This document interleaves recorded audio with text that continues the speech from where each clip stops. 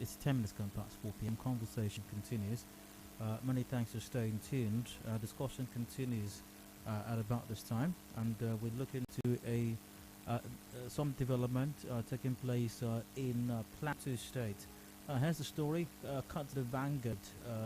The many stories on this matter that have surfaced online in the last couple of days, actually, I think from last week or thereabouts. Well, let's start with this one. From the Vanguard, Factional Plateau Speaker Sanda declares Ayuba wanted, suspends him 5 others. The crisis rocking the Plateau State House of Assembly degenerated yesterday with the arrest of the embattled Speaker Ayuba and 10 other members of the House loyal to him by security operatives in the vicinity of the Assembly in Jos. This is even as the factional Speaker, Yakubu Sanda, who had been received and congratulated by Governor Simon Lalong yesterday, announced the suspension of Ayuba and 6 other members and setting up of a committee to investigate Ayuba. However, State Police Commissioner Edward Igboka and the NSCDC Commandant Alexander Burunde led operatives of other security agencies in the state to the Assembly complex, where they arrested the lawmakers and drove them out in Hillox vans at about 3:15 p.m. Ayuba was whisked away through the back gate of the Assembly after security agents unleashed tear gas canisters on peaceful protesters and journalists. Now, you might remember, Ayuba was on October 27 allegedly impeached by 8 members of the Assembly and elected Yakubu Sanda as the Speaker, although the House members said they were not told where they were being taken to, as Abo kept shouting, "I cannot say if I'm under arrest at this moment." One of the lawmakers, Ezra Marin, accused Governor Simon Lalong of allegedly encouraging the lawlessness. Earlier, Ayuba and his loyalists had in the morning gained entrance into the chambers, having been barred last Thursday when he was purportedly impeached, forcing him to hold plenary at a community hall in Zawan in Jos South local government area. At the sitting, he suspended 6 members who spearheaded his alleged impeachment, even as Governor Lalong received and congratulated Yakubu Sanda, member representing Pen Ghana State constituency, who was purportedly appointed as Speaker by the faction that impeached Ayuba. The governor has, however, distanced himself from the crisis in the Assembly. So let's talk about this development for now. And, beyond the Plateau State situation, has the legislature in Nigeria, especially at the states, in the various states in the country, lived up to the tenets of democracy? We're going to be exploring these and other related matters. And joining me via phone for this conversation is Associate Professor of Public Law at the River State University and former Chairman, Nigeria Bar Association, Ahmad Branch, Barrister Ritchard Wokocha. Barrister Wokocha, good evening to you. Welcome to Hard Facts. Good evening, Dario, and good evening, Nigerians. Let's start with the issue of the impeachment of the Speaker of a State House of Assembly. What does the Constitution prescribe as far as the process for such impeachment is concerned? The election of House officers is an affair conducted by the regular manner of business of the House, which is voting. And it's one which is done by simple majority of members sitting. It's a decision of the House which is conducted in the usual manner of the conduct of businesses of the House. So it's simply a resolution of the House by a majority of members. 31% is sufficient to appoint or remove a Speaker. So you're saying that just for the Speaker to be removed, 51% of the members is all that's required to remove him? Yes, simple majority is sufficient. Okay. Now, considering the developments with in Plateau State, I've read several reports on the matter. One report says that there were 6 members of the House who were responsible for the impeachment.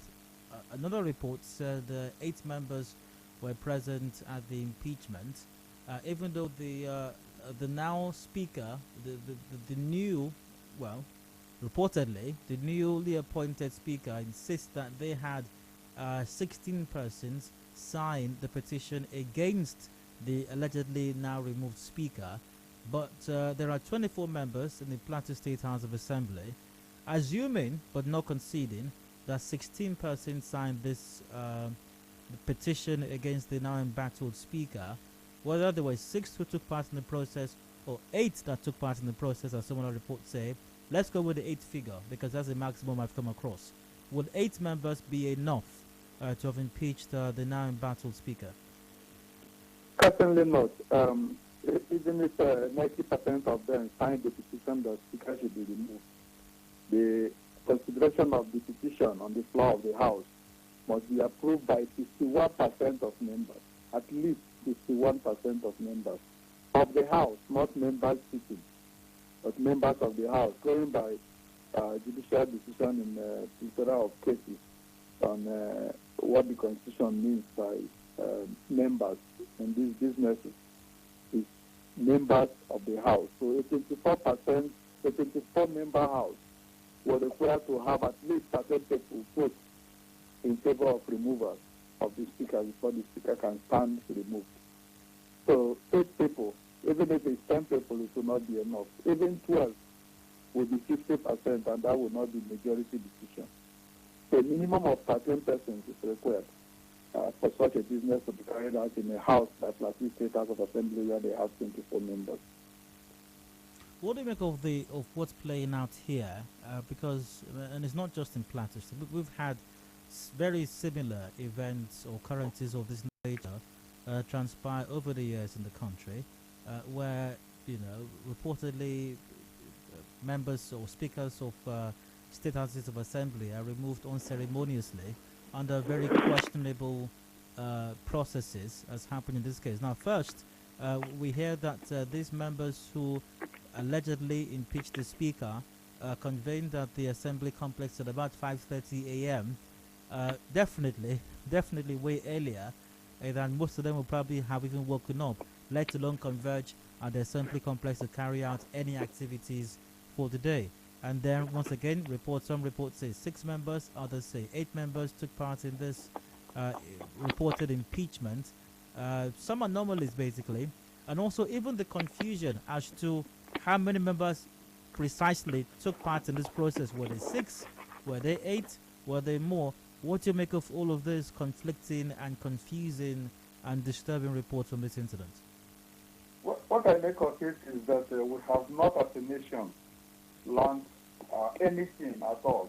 And we are in the habit of not learning anything. Let me not say we are not in the habit of learning. We are in the habit of not learning anything from historical activities.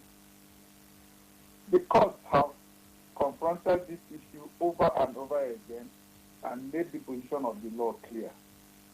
You will recall for as long as we have had these conversations, I have said these things will keep happening until we are able to develop hard enough and strong enough responses to such serious misconduct before they can stop.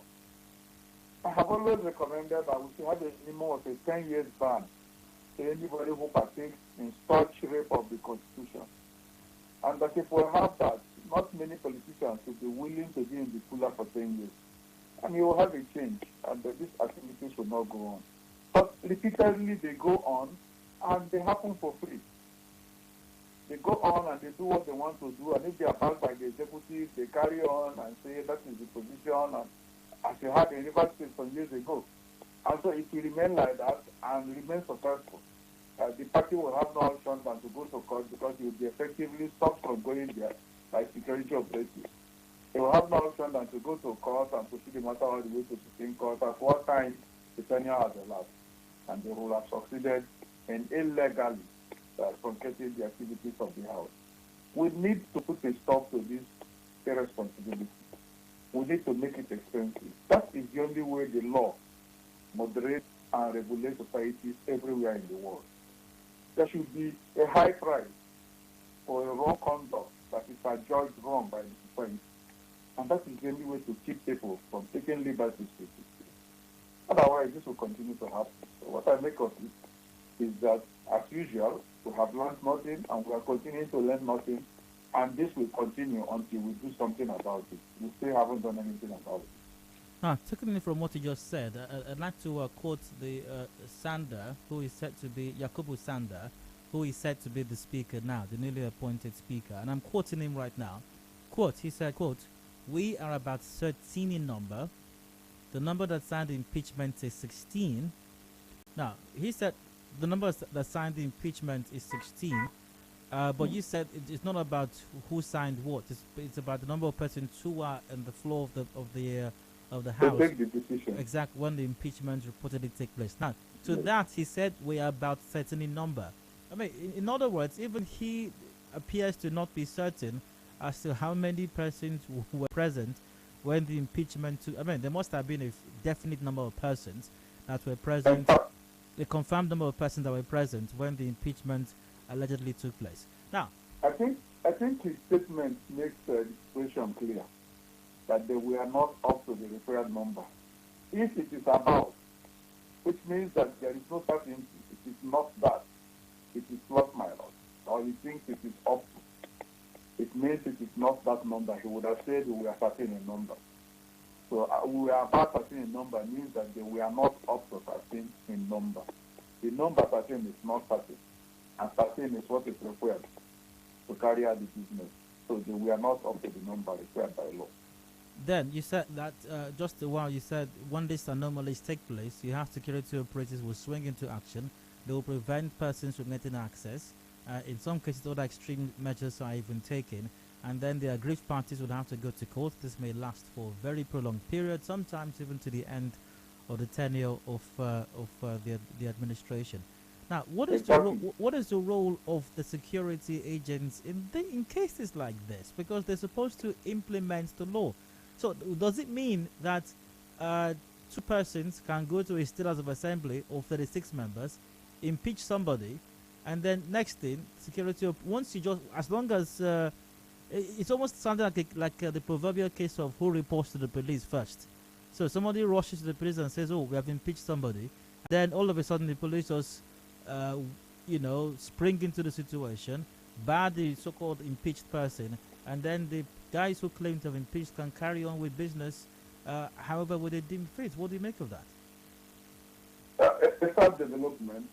I know that happens mostly where the executive is behind the activity. The police is an executive instrument for maintaining peace. And because it's an executive instrument, it works under the control of the executive. So whenever in our common experience here in Nigeria, the executive is involved in this kind of thing, what the police will do is to go and seal up the place, prevent the person from coming in, and tell the person, well, you can go to court. You can seek legal redress. We want peace. We don't want to break down of law and order. So they will protect those whom they are instructed to protect. And that is not supposed to be the role of the police. It is legislative business. If they get in there and they want to vote, and they want to reject what has been done, they should go in there and do whatever they have to do. All members should be entitled to go in there and sort out what they have to do. So the idea of sealing up the place and letting some people in and not letting some in is clearly executive interference in those businesses. But the governor of Plateau State, Simon Lalong, has repeatedly indicated that he has nothing to do with what's playing out in the State House of Assembly. And governors in Nigeria, and I imagine that the governor of Plateau State inclusive, never miss an opportunity to remind Nigerians that they are only chief security officers in title, and they don't actually control the police, and they can't give orders to the police. Especially in these circumstances. Well, especially in these circumstances, where they are able to procure them to do what they want to do, they remind us they don't have control over them. In other circumstances, they say that as a matter of regret and as a matter of complaint. But this time they say it as a statement of the position of the law, which they support. They don't have anything to do about it, and they can't do anything about it. It's the usual Nigerian thing, and for me, it's sad because this country is continuously being thrown on the front burner of news around the world as a very unserious country, and it needs to stop. Let's talk about the governors, the executive. You've stated that these things are also able to succeed, or the perpetrators of this constitutional and democratic anomaly are able to succeed because more often than not, the executives are party to what's playing out as well. Let's talk about that for a bit. Uh, Yes. the governors tend to be meddlesome with what's playing out, what plays out in the in the assemblies in their various states, and if that's the case, what are the implications of that? Because the legislature is the supervisor to the governor, and the governor serves at the pleasure of the legislature, and I like to put it that way because the constitutional or legal definition of gross misconduct for which a governor can be removed from office is one which leaves much in the hands of the legislature. Gross misconduct has actually come to be to be understood to be whatever the legislature calls gross misconduct. Once they take a position and the right number of people support that position, the governor stands removed. So because of that relationship, governors tend to want to control the legislature. It's not entirely different from what happens at the center. It's just that at the center, the number involved is much larger, and the possibility of anything happening and people getting prepared to do anything to affect the president is a much more longer shot than it is in the House of Assembly. So, as a measure of protectionism, executive officers, the governors at the state level, often want to be sure of who is in charge at the House of Assembly.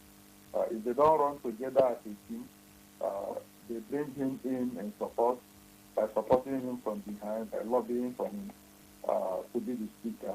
The entire idea is to protect themselves, because that is the office that can do and undo in relation to their awesome office as chief executive.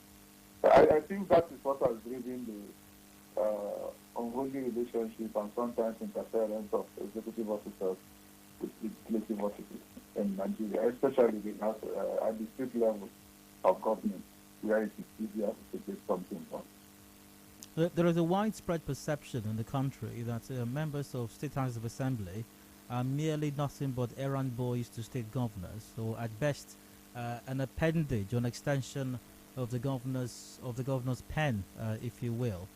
And from what you said right now, that is not how it was designed to be. The legislature actually wields enormous powers. So is it that the legislature at the state level do not even first understand the powers that they wield? Is that, what do you think is response? Yes, the governor, the executives want one thing, but then again, it's all right for the executive to want one thing.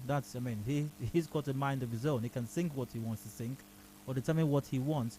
But I suspect that the members of these houses have no idea what powers they wield, and that's why they allow for this meddlesomeness on the part of the executives. Well, one thing that comes with control processes, which you have, where you do not have internal democracy in party process. One thing that comes with it is that institutions get programmed. In most states of this country, governors buy forms for members of the House of Assembly. They go in there at least with a large number, if not all members of the House of Assembly. So they can, that's why as my earlier statement, I said they run together. They bring in people who will run with them and who are there for the purpose. And when that happens, yes, you have a powerful House of Assembly. But you have a powerful House of Assembly that at initial came with instructions. So it will not depart from the instruction, because every member is vulnerable and every member's continuous enjoyment of their position is dependent on the goodwill of the chief executive. So when you have that situation, it's like the way I describe independence of the judiciary, where appointment process is not independent. You have an institution that is independent to go to its master and ask, what do you want me to do? It becomes independence, freedom to do what they want, which is go to their master and take instruction. So you have programmed houses of assembly, and it's difficult for you to have normal functions of House of Assembly, and it's shameful because it doesn't reduce the power of the House of Assembly,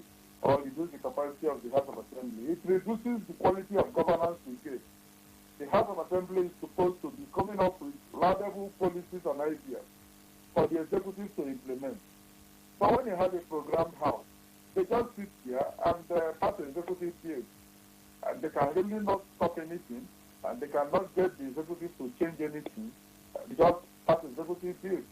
And like as Nigerians like to say, as rubber stamp whatever is brought before them.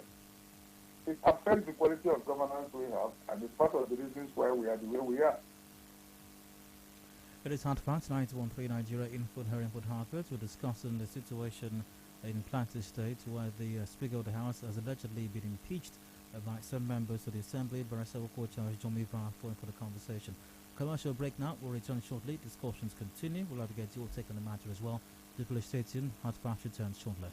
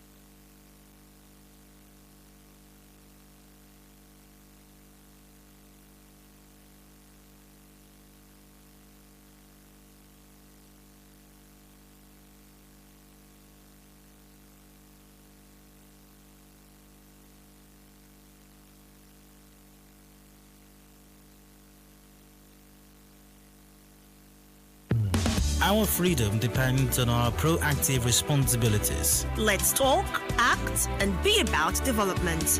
With one voice, our potential is realized. This is your number one news, talk, and sports radio station.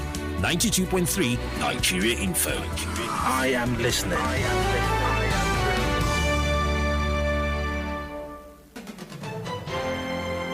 We connect you to the world. We connect you to the vicinity. We are Nigeria Info. Listen to me. I said this is a real situation and the government has to do something about it. What are you trying to insinuate? All these people looting Nigeria's money? You think This is Nigeria Info, in the heart of Nigeria. 92.3. We are Nigeria Info. And now, Hard Facts. Hard Facts with Dio.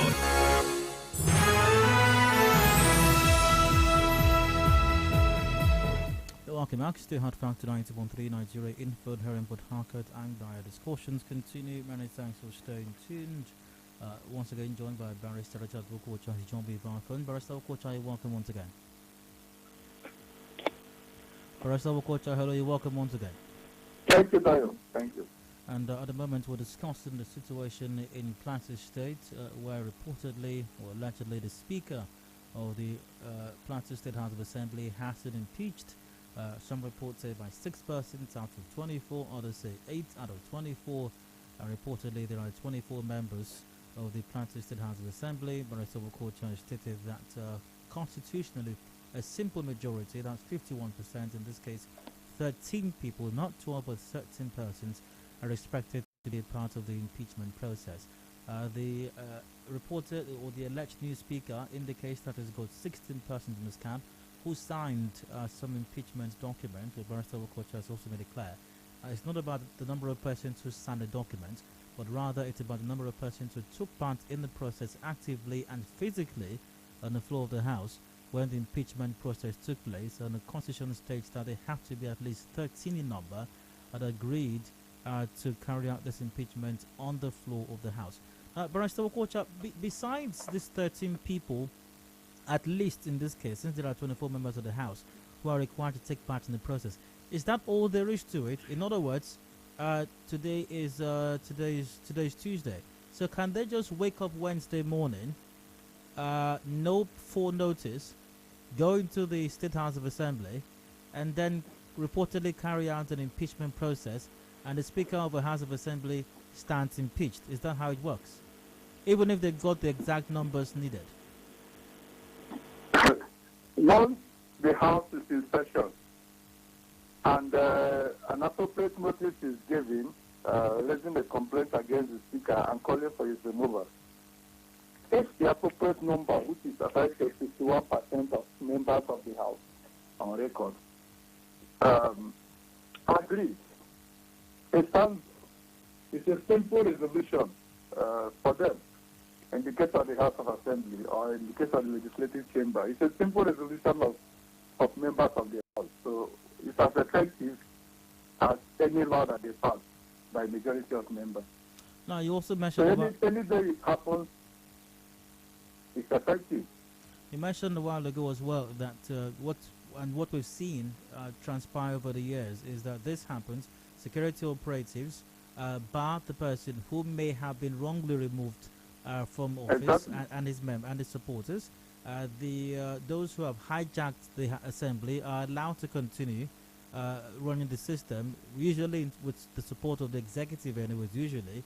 And then those who are aggrieved are advised, even by the security agents themselves, to go to court to seek redress there.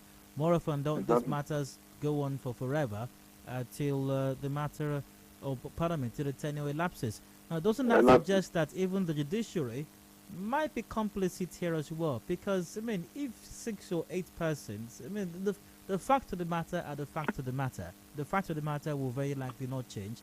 The Constitution also will not change its position on the matter as well. So why do these cases usually drag on for forever before substantive orders or judgments of courts are made? Yeah, what I can say is that it's a situation where the judiciary can make a lot of difference if they decide to do. And it lies within their power. Just as you said, in this matter, they are pretty straightforward. The man who brings the complaint, and within the time allowed by law, the other man responds, and the matter begins. It's not one which will drag for long. If evidence is left showing that the actual number, which is less than the constitutionally required number, took the action, it's a matter that shouldn't last a long time. But I will agree with you that sometimes whatever virus that infected the House of Assembly also infects the judicial process. So that leads to the kind of result that we get. The same problem that caused the abnormal activity in the House of Assembly that is gaining effect, which is very often in many of the circumstances, executive interference. It also interferes with the judicial process, one way or the other, and ensures that the matter drags.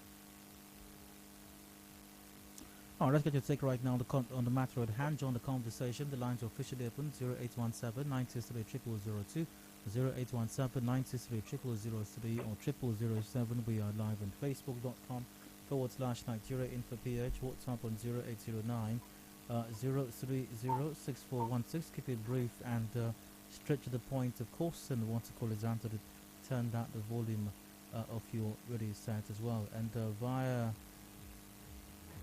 Facebook, Arnold Charles goes, the state legislature in Nigeria adjust errand boys to the respective state governors, no independence. That's via Facebook. Remember, you can also watch live on YouTube. Just search for Nigeria Info PH on YouTube. We go to the phone lines right now. I've got a Michael on the line from Burukiri. Hello, you're welcome. Go ahead. Hello, I want to ask advice, can an individual take this matter to court to seek redress to stop this thing recurrent? Thank you. All right, Bryce, want you to get a question.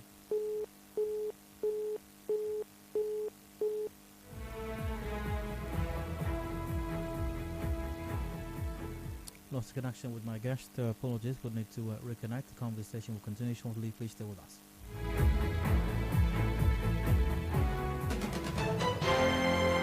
We connect you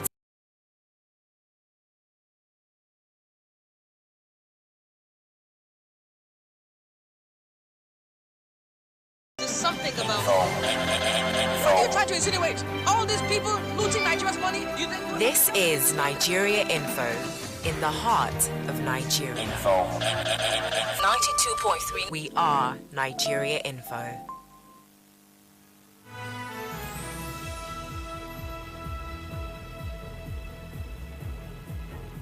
Welcome back. Conversation continues right now.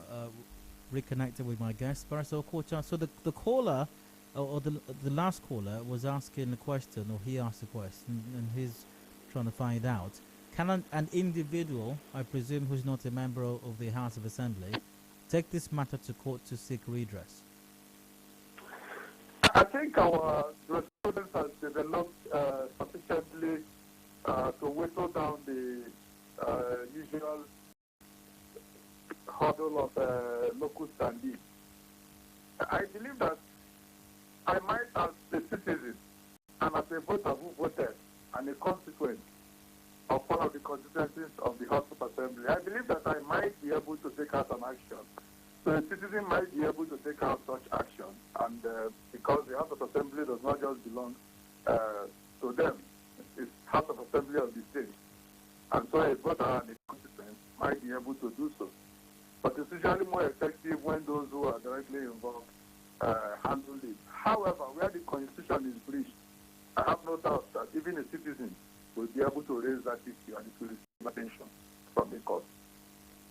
Do you suppose that with the way the state assemblies are being run, vis-a-vis once again the meddlesomeness, if you will, of the executives, do you suppose that the citizens themselves, in your experience, understand or have come to terms with the importance, the relevance of the state legislature and what their own roles are as citizens to ensure it functions appropriately?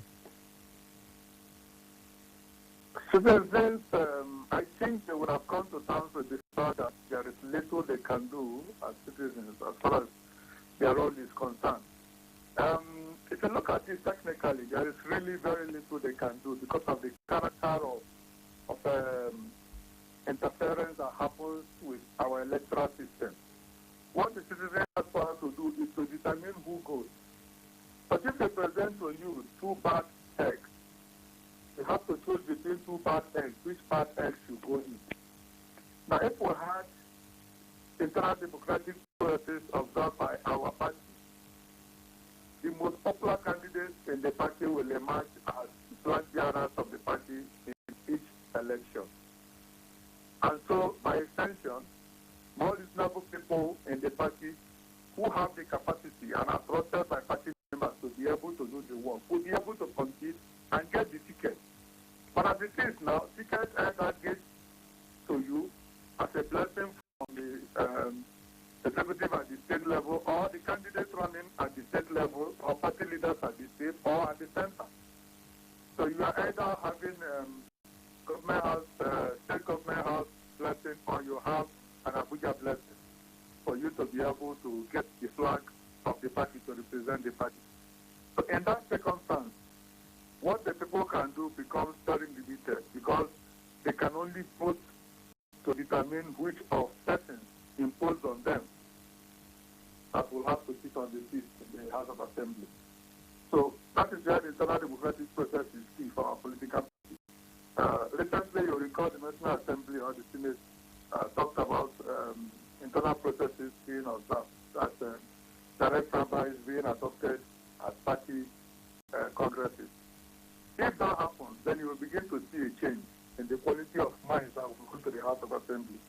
And you will begin to see a different behavior from the House of Assembly. It won't immediately stop everything, but gradually we will build confidence and more serious minds will get involved. And then we'll begin to get a different behavior from the House of Assembly than what you're having at the moment. No, it's unlikely that existing party structures, or maybe a lot, or maybe a majority of existing party structures are going to change from what you just described. It's highly unlikely that's going to happen.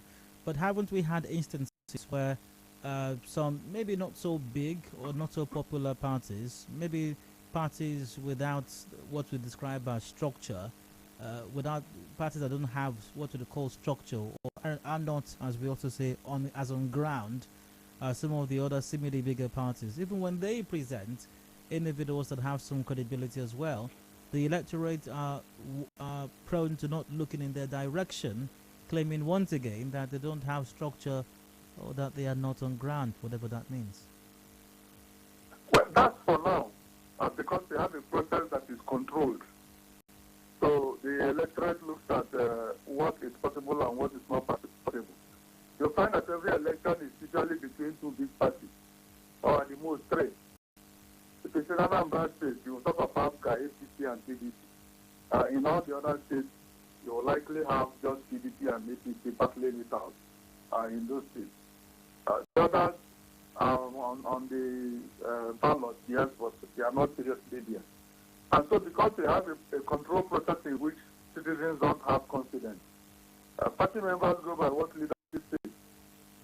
Nobody has, in fact, what they look up to is their transport from the Congress and their allowance from the Congress, not really to go there and vote any candidate to make impact.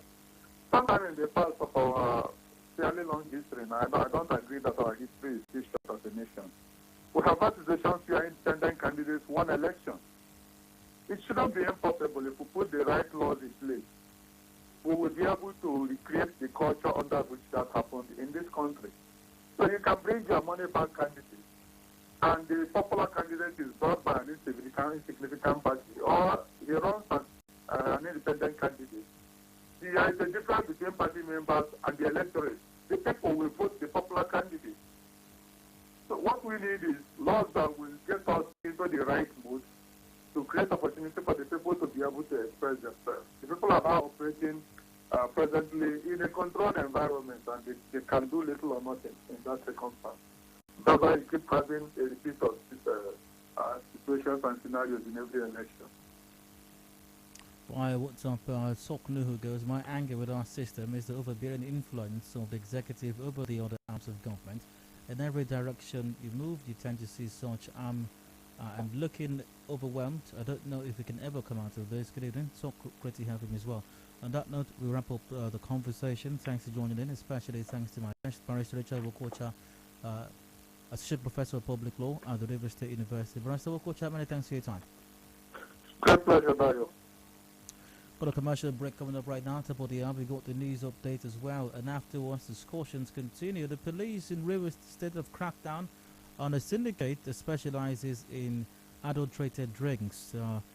SP Inamdi Moni, spokesperson for the River State Police Command, joins me for that conversation. Please stay with us.